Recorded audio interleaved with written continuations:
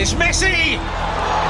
It is the cleanest of clean finishes from the best on the planet. It's time for the biggest sports stories. Liverpool, the champions of Europe, are top of the world. The biggest interviews. That such a great spectacle is ruined by such thuggish behavior. And all the analysis right here. He's the one player that has the arrogance to think that he can play in any stadium in the world and any pitch in the world in front of any player in the world and take them on. Every weekday, it's my sport, it's your sport. It's ZiFM Sport.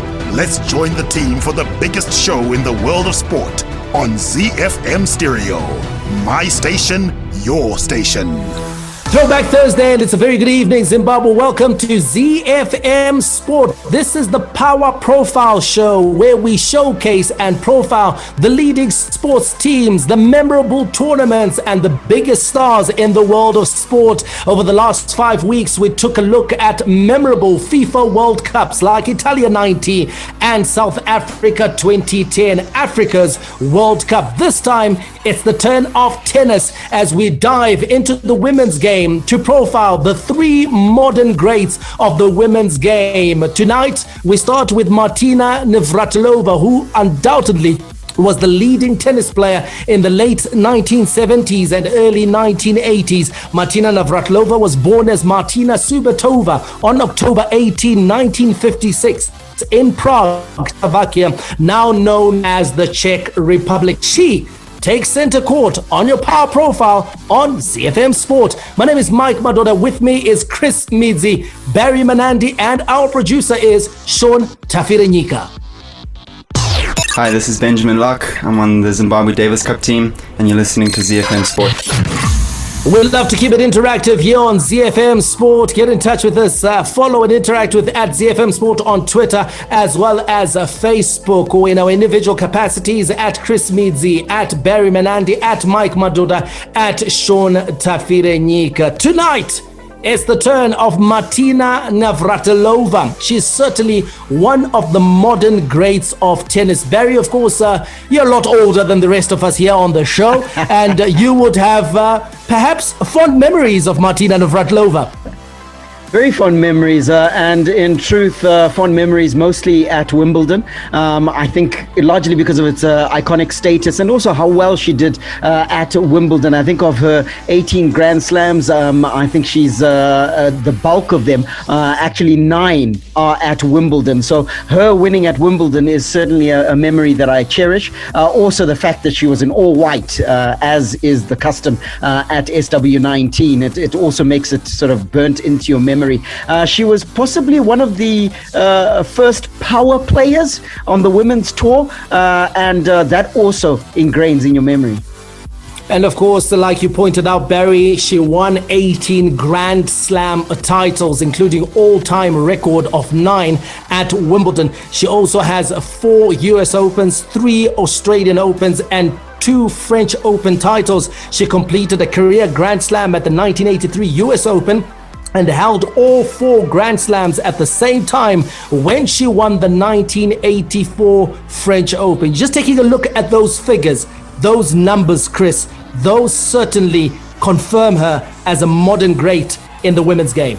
100%. You take a look at the numbers and also just her domineering personality on the court. I think, like Barry mentioned, she was one of the first power players.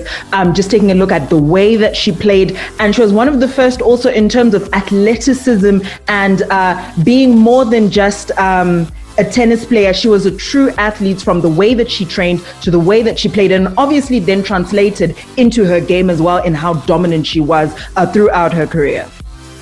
Barry, let's take a look at her game, her all-round ability, because there is Martina Navratilova, the singles player, and then there's also Martina Navratilova, who was also a doubles champion. She won several tournaments playing in the doubles circuit of the Grand Slams, and that really just underlined how good she was, not just as a tennis player, but as Chris has pointed out, as an athlete. Absolutely, and I think testament to that is when you look at her approach to the game as a singles player.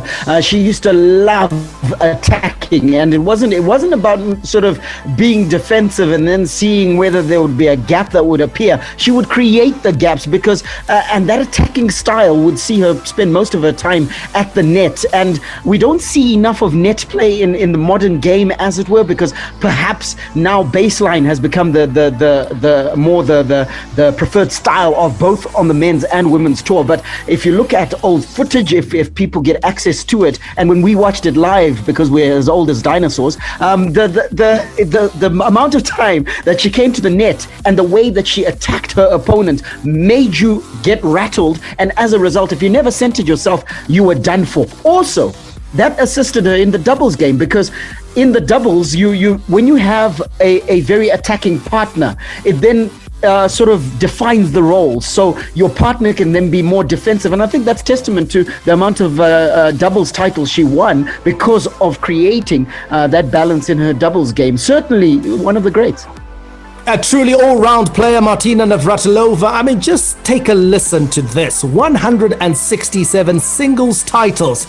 Now, that would be good enough for a phenomenal career for any one of the legends in the sport. But on top of that, she added 177 doubles titles. And these are an all-time record for any player, male or female. Something that should please you, Chris, that someone who's sitting on top of the pile is a woman as far as these records are concerned. And then another phenomenal statistic. She also swept singles and doubles at the same event, a record 84 times. So when people debate, Chris, who is the greatest female tennis player of all time, is it maybe, are we not guilty of perhaps being short-sighted in appreciating what we are interacting with at the moment?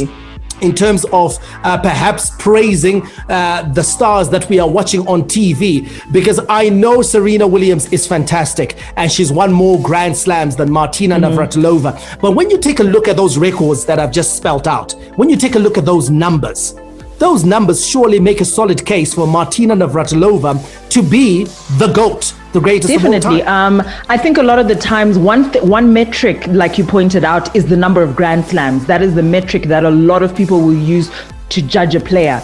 Another thing is we always reference, I think just as human beings, we'll always reference what's more current, what we've had more access to in recent memory, and that is obviously your Serena Williams, the Williams sisters, in fact, Venus as well. So we'll always think about them first, but I think it's always important to catalog players like Martina Navratilova and point out these records, because in as much as people perhaps like Sean and myself didn't get, we saw the back end of her career, we didn't see her at her prime, and as a result, when we reference the greatest of all time, especially now in social media discussions, it's a much younger generation not fully appreciating players who actually changed the game, especially in terms of moving the women's game along as a woman.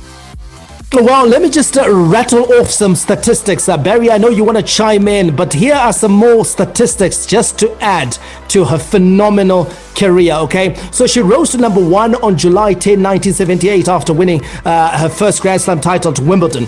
She then spent 332 weeks at number 1, which is second all-time only to Steffi Graf. She was also the first player to rank number 1 in singles and doubles at the same time, a feat she achieved in 1984. She posted the best season winning percentage in an open era in 1983 when she went 86-1. Now let that sink in.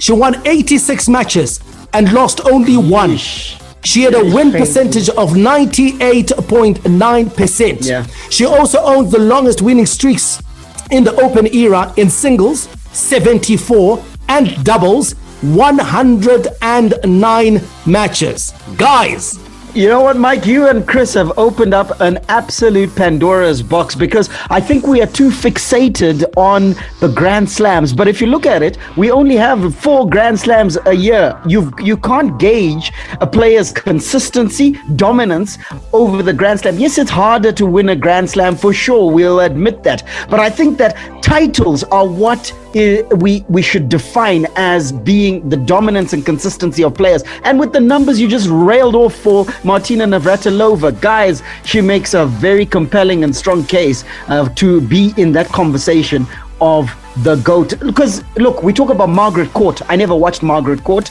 She's got 24 Grand Slams. I don't know how she got them. I don't know what her persona was like. But Martina Navratilova, I can testify.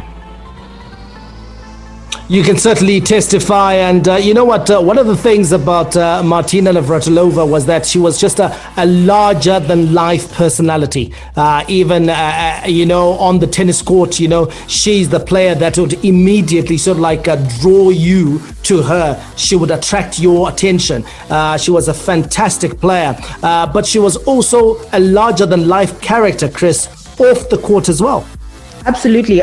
She was an honest, very honest, sometimes to her own detriment, feisty, courageous as a player, and an absolute Renaissance woman. I think she's one of the women who changed the perception of female athletes from just from the perspective that you don't necessarily need to be in a particular box or behave a particular way. And also, I think she was one of the first few people to start working as an athlete with things that she believed in, like animal rights, underprivileged children, environmental work as well. And because of that larger than life personality, I think it's what drew her post her playing career to then go into broadcasting as a presenter and a commentator as well. She's done work with BBC, Tennis Channel, BT Sport. So she does speaking engagements as well across the world. And it's because of that persona and her ability to connect with people, which I think was one of her strongest points.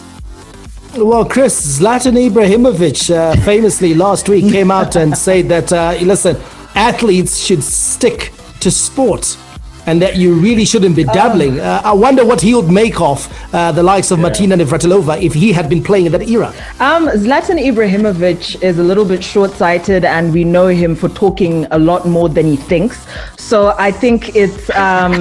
They wouldn't have been friends if they were, participating in the same era, considering his views. And also, just when you have certain privileges, you're not going to believe in certain movements. Barry, the other thing that is really mentioned, when it comes to Martina Navratilova is the longevity that she had in terms of her career. She continued to play, not just continued to play, she excelled well into her 40s. Again, another thing that contributes in the debate of greatest of all time.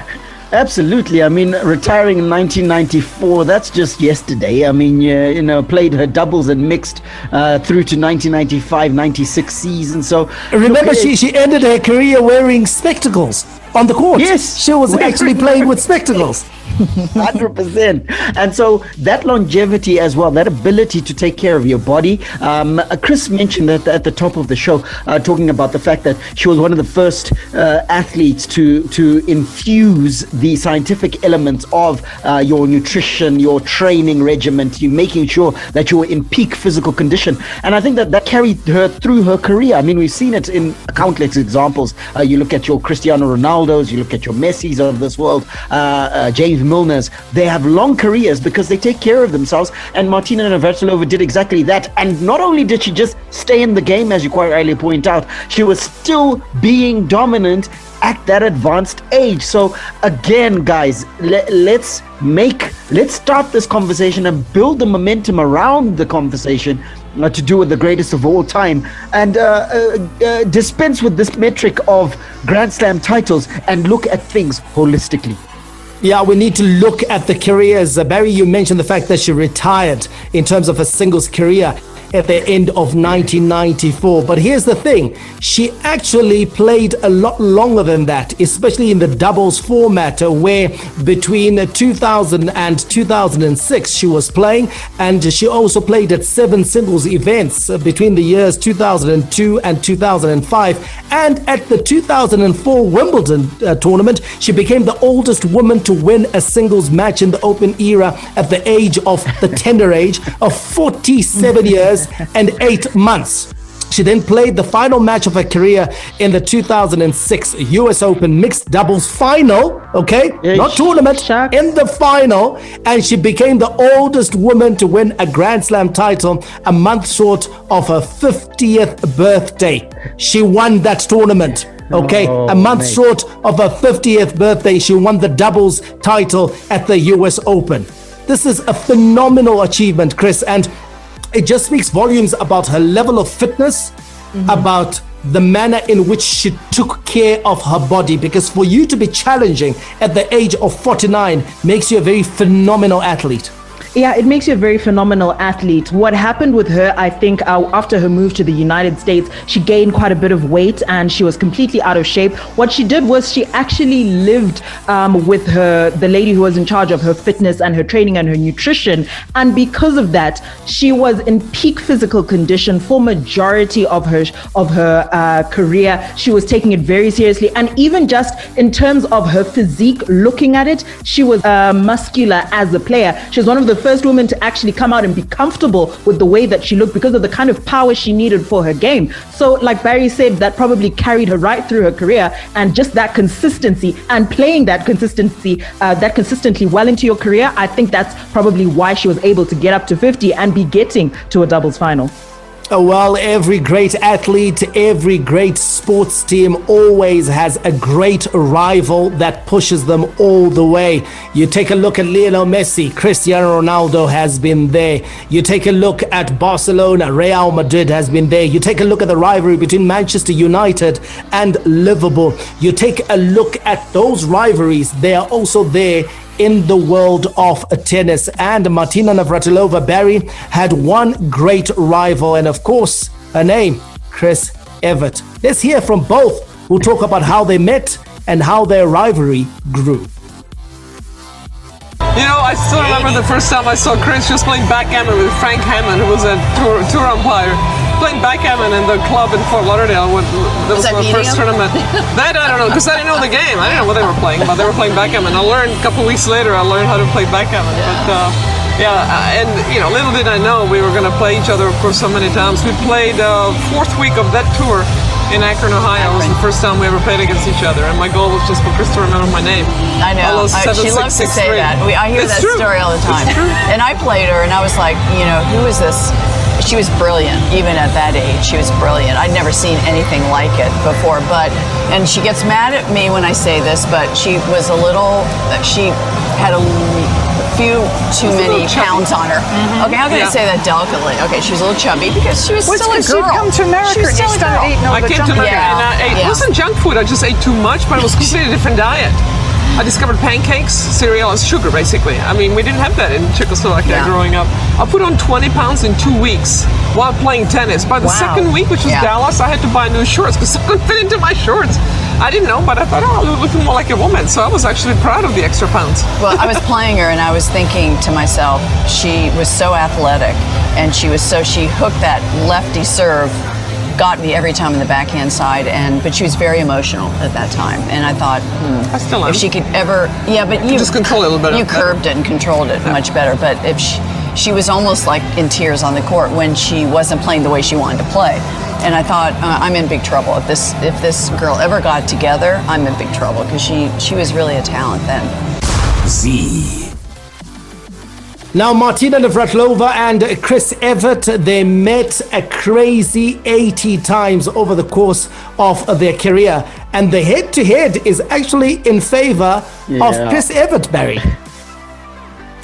Which is interesting because, in truth, if you look at success on the court, Martina Navratilova, I think, is far and away ahead of Chris Evert. But when they met, and like you quite rightly point out, I'm happy you mentioned the examples that you did, because in a rivalry is devoid of a form of a particular player. So the rivalry is like a derby, and a derby, you throw the form book out the window. So you look at the head-to-head. Chris Evert 43 wins, Martina Navratilova 37. Chris Evert, powerful baseline player. We already talked about the serve and volley game that Martina Navratilova used to favor. And it seems like the baseline game of Chris Evert was the Achilles heel for Martina Navratilova, if we are to use the head-to-head as our example. But it's a fascinating stat, and I'm sure Chris Evert uses it at dinner parties all the time and saying, look, you can say what you want to say about Navratilova. Yeah, Chris Evert, definitely no mug. 154 individual titles, and she matches Martina Navratilova in terms of the 18 Grand Slams won, and she had an edge over Martina in terms of the head-to-head. I'll just throw in an interesting one in the men's game. Who's got the better head-to-head at Grand Slams? Nadal, Djokovic, or Federer? I would hazard a guess and say... I'm going to go Federer. Federer. I'm going to go Federer as well. No, it's Rafael Nadal. Nadal's got a better head-to-head versus Roger Federer, and a better head-to-head versus Novak Djokovic at Grand Slams. So when it comes to the big games, Rafael Nadal tends to pull through in the finals. So that's just an interesting one. And it's another one, of course, another angle you can always look at when you are debating who is the greatest of all time. So absolutely fantastic career that these two had. And the thing about it, Chris, is that they had contrasting styles. We talked about Martina being, very skillful, graceful. She was all about movement. So she was serve and volley. She would come up to the center court. When you take a look at Chris Evert was a powerful baseline player. She was probably sort of like the genesis or the prototype for the likes of Serena Williams and Naomi Osaka. Definitely. She was a completely different player. And I think that's what accounts for not necessarily Martina Navratilova not having an answer for her, but just that difference in style of play presented, I think, a significant challenge for Martina Navratilova when it came to their head-to-heads. Absolutely, Barry. And just as we wrap up here, I'm going to ask you, because I feel I've made a very compelling case here for Martina Navratilova. Has this in any way, this discussion we've had, changed your thinking around who's the greatest of all time? It's dropped a thought in my head, but then I think when you're talking about the greatest of all time, they've got to have that transcendental appeal, where that crossover. Explain that. Don't just throw up big words. Come on, explain that transcendental appeal. Yeah, I think the greatest of all time has got to transcend their sport, and I think that if you ask a kid in the street about Lionel Messi, you ask a kid in the street about Tiger Woods, you ask a kid in the street finally about Serena Williams, the likelihood is that you're going to get an affirmative answer. So for me, I think Serena still does that because she transcends her sport. Chris, isn't that just a generational thing? If you go back to the 80s and 90s, surely if you had asked people, do you know Martina Navratilova? They would have said yes. Exactly. She's the greatest of all time.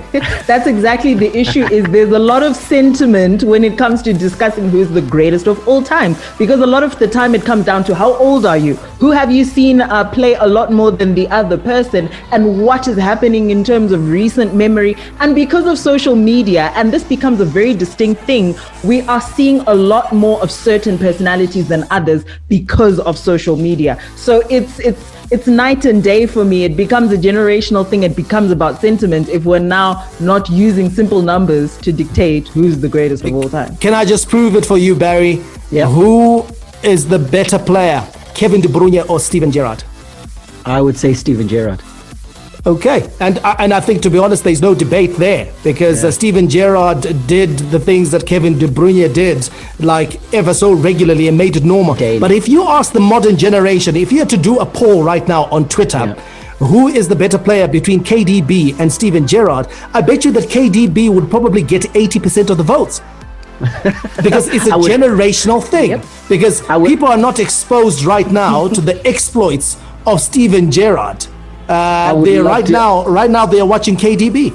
I would love to see that happen, and I hope Tatenda at some point is going to throw that one up, and I will see how close the numbers please are. Please don't, because it'll just serve to embarrass a legend. So it'll be pointless. It's almost like remember when FIFA did a poll around who was the greatest player of all time? Maradona won it at Akanta.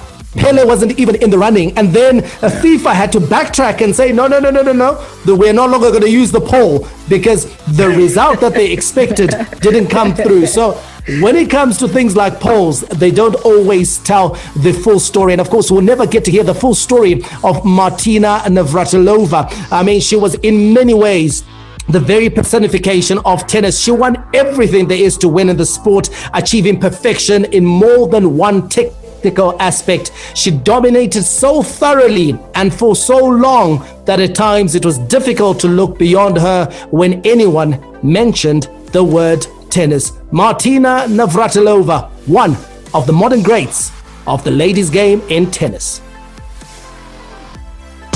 Hi, my name is Bruyne Shamba, Mytoria's super striker. You're listening to ZiFM Sports.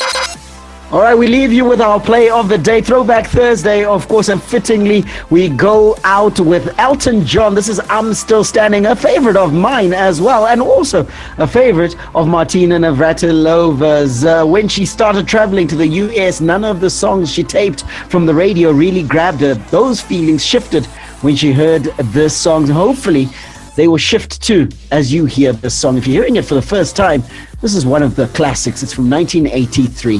For now, we gotta go. We'll catch you tomorrow. May God richly bless you. That's my story, and I'm sticking to it. Menande, out.